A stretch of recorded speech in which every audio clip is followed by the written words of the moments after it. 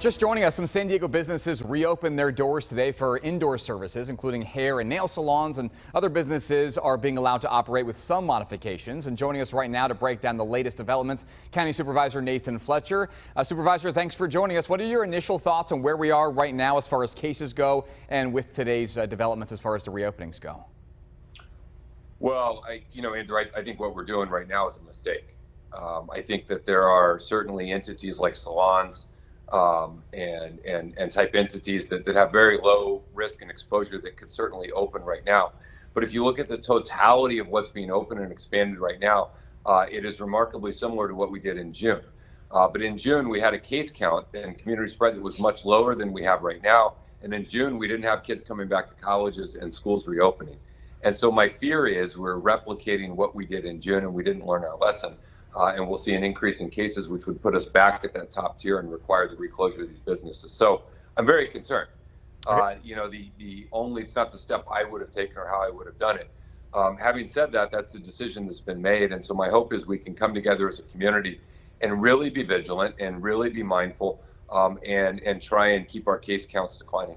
All right, as we talked about time and time again, there's this tough balance that you guys have to deal with people who are like, look, we got to stay in business, and other people who are saying we got to keep this virus from making things even worse. One of your colleagues, Jim Desmond, you guys don't always see eye to eye, of course, but he comes from the other side and talks with some of these business owners today saying, why don't we just trust these business owners to do things right? So how do we balance those two things, and how do you face off with the other side there? The problem with this approach is he'll be the first one that if cases spike, knowing what the system is and knowing what the metrics are, that when we get in a position of forcing these poor small businesses to have to reclose their operations, he'll be losing his mind understanding how could this possibly be happening. When the way that we rebuild our economy is the same way that we protect life, and we do it cautiously and slowly and responsibly. And I think every small business owner I've talked to told me that it was exponentially worse to have them open and then close and then open and then potentially close again than a smooth, steady reopening. And I think most sectors of our economy are open, but the best way forward would be to help those entities that have high-risk indoor settings with financial aid and assistance, facilitate their transition to outdoor settings so that we can keep them open in a consistent manner. I just fear we're not relearning the lessons from just 2 months ago. That's a challenge. And if you care about protecting life and the most vulnerable, and you care about protecting our economic recovery, we do the exact same thing. And the thing we do is slow the spread. And if we do that, then we can have a smooth, steady recovery and not the herky-jerky on-off type approach we've seen to date. So help me understand how these decisions are made, because here we are, you and I are having this conversation. Jim Desmond is with some business owners today having that conversation. But really, is it in our hands here in the county anyway, or is this simply statewide? Governor Newsom's team is making these decisions? It is. Look, the state outlines what is allowable, and then counties have the option to be more restrictive. And other counties in our situation are being more restrictive. Other counties are saying, even though we're allowed to open all of these things right away, we don't think it makes sense. I had said, look, let's come in and open salons and barbershops, massage, tattoos, some of those entities we haven't seen significant outbreaks from, and let's do that for 2 weeks. And then let's monitor what happens over the next 2 weeks. And then let's come back and take a look at some of the other entities and see where we are.